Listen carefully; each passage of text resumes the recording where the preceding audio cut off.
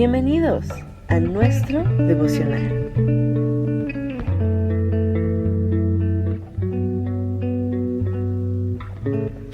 Hola, mi nombre es Juan García y hoy me toca compartir con ustedes una pequeña reflexión para este devocional diario que estamos teniendo.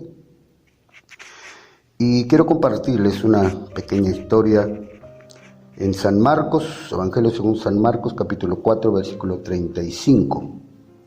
Dice: aquel día, cuando llegó la noche, les dijo: pasemos al otro lado.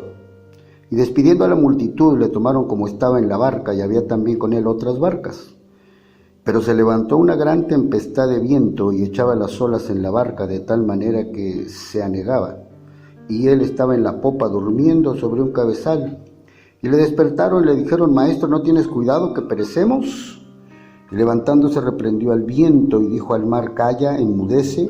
Y cesó el viento y se hizo grande bonanza. Y les dijo: ¿por qué están así amedrentados?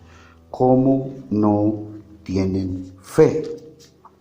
Entonces temieron con gran temor y se decían el uno al otro: ¿quién es este que aun el viento y el mar le obedecen? Padre, oramos que tu palabra sea de bendición para cada uno de nosotros que estamos escuchando, porque la fe viene por el oír. En el nombre de Jesucristo oramos. Amén. Yo sé que han leído o escuchado esta historia, y lo que a mí me llama la atención es la pregunta que el Señor hace. De hecho, de un tiempo para acá, en una ocasión di una serie acerca de todas las preguntas que el Señor hace desde Génesis hasta Apocalipsis, y una de las que más me ocupó tiempo fue esta, cuando el Señor pregunta aquí en Marcos: ¿por qué están así amedrentados? ¿Verdad? ¿Cómo no tienen fe? ¿Cómo no tenéis fe? Yo quiero compartirles por lo menos 3 cosas que provocaron esta pregunta en el Señor hacia los discípulos y a través del tiempo, porque la palabra de Dios no está sujeta al tiempo, y a través del tiempo es una pregunta que yo siento que el Señor nos hace a nosotros: ¿cómo no tienen fe? Y lo primero que yo encuentro que provoca la pregunta del Señor hacia sus discípulos y hacia nosotros en este caso es el miedo, porque el Señor les dice: ¿por qué están así amedrentados? ¿Cómo no tienen fe?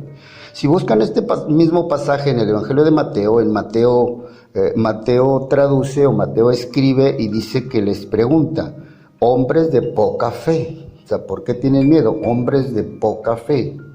Es decir, Mateo y Marcos interpretan que el miedo, número 1, apoca la fe.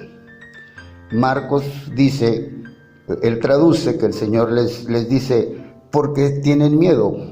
¿Cómo es que no tienen fe? Es decir, Marcos está interpretando: o tienes fe o tienes miedo, no puedes tener las dos cosas. O sea, no puedes tener fe con miedo, ni miedo con fe.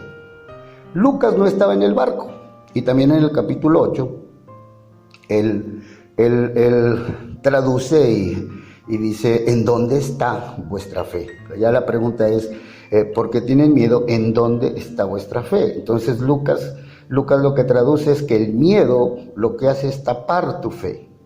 Y la exhortación en esta ocasión, en este primer punto, nada más tengo 3. Bueno, tengo muchos, pero me da tiempo para 3.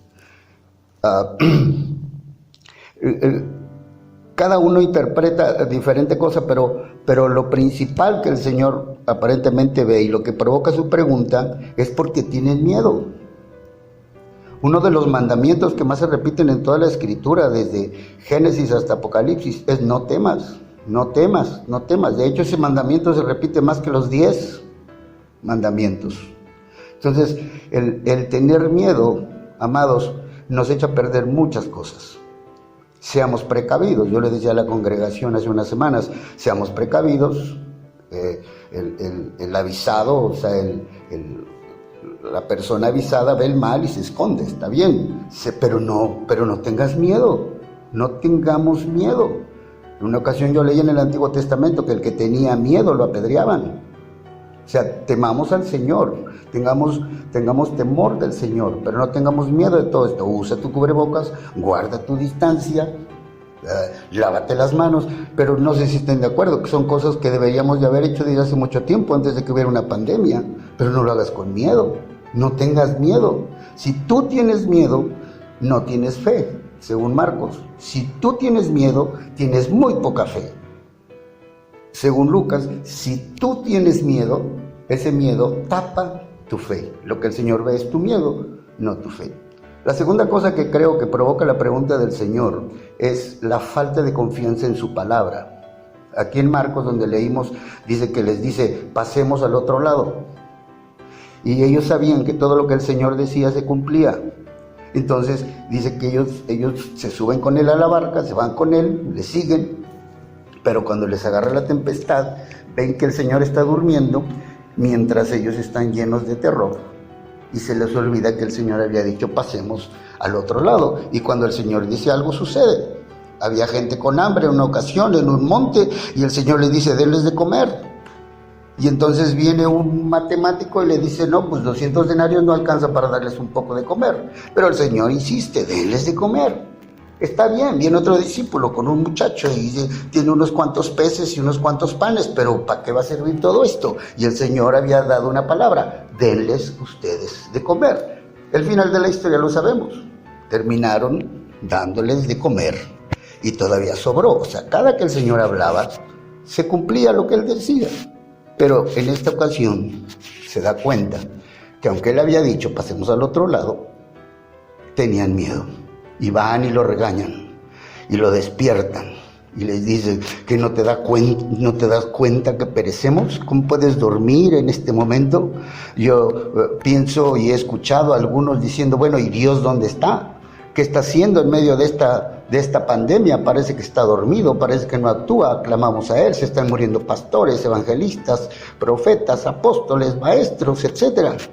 Se está muriendo gente justa. ¿Qué es lo que está pasando? Bueno, el Señor ha dado una palabra y necesitamos nosotros confiar en sus promesas. Pasarás por las aguas y no te ahogarás. Pasarás por el fuego y la llama no arderá en ti. Aunque andes en valle de sombras, no temas ningún mal, porque el Señor está contigo. Es tiempo de confiar en sus promesas, de confiar en su palabra, lo que Él nos ha dicho. Y número 3, se me está acabando el tiempo.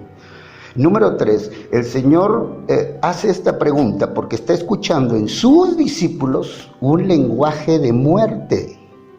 Yo no sé si usted se da cuenta, pero la gente está más interesada en cuántos se murieron de ayer a hoy que cuántos se han recuperado.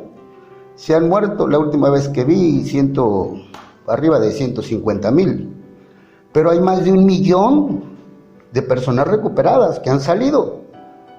O sea, hay más personas vivas que muertas, pero la gente está más interesada en la gente que está muriendo que en la gente que está viviendo. Y sobre todo nosotros que estamos vivos, viendo lo que está pasando. Y sabemos que la Escritura dice caerán 1,000 a tu diestra y 10,000 al otro lado, ¿verdad? Caerán a tu lado 1,000 y 10,000 a tu diestra, pero a ti no te llegará. Sin embargo, estamos ahí con miedo. Estamos ahí sin confiar en su palabra y estamos usando un lenguaje de muerte. Protejámonos, seamos sabios, no seamos necios, guardemos la distancia, lavémonos las manos, pero amados, eso lo tendríamos que haber hecho desde antes que hubiera una pandemia. Hagámoslo sin miedo. Entonces, concluyo, crucemos por todo este tiempo. Número 1, sin tener miedo. Y miedo no significa que no te vaya a pasar nada o que pienses que no te va a pasar nada. Miedo es que a pesar de que sentimos miedo, nosotros avanzamos y nosotros continuamos. Pero desechamos el miedo, identificamos el miedo, sabemos cuando el miedo está rondando y no le hacemos tanto caso. Nosotros estamos en un ambiente de fe, no de miedo. Número 2, confiemos en su palabra. Estemos confiando en su palabra. Agarre promesas. Hay una edición de la Biblia que me gusta mucho, yo la tengo como 3 veces me la han regalado y la he comprado, y es la edición Promesas, y todas las promesas del Señor vienen subrayadas ahí, vienen resaltadas. Tomemos las promesas del Señor, confiemos en su palabra, por más ilógica que parezca, por más increíble que parezca, creámosla. Y número 3, alejemos de nuestra boca es un lenguaje de muerte, dejemos de hablar de muerte. Sí, se nos han muerto varios, sí, acaban de fallecer varios, mucha gente cercana a nosotros está falleciendo, pero nosotros estamos vivos y aún hay esperanza para todo aquel que está entre los vivos. Sean bendecidos, nos vemos pronto.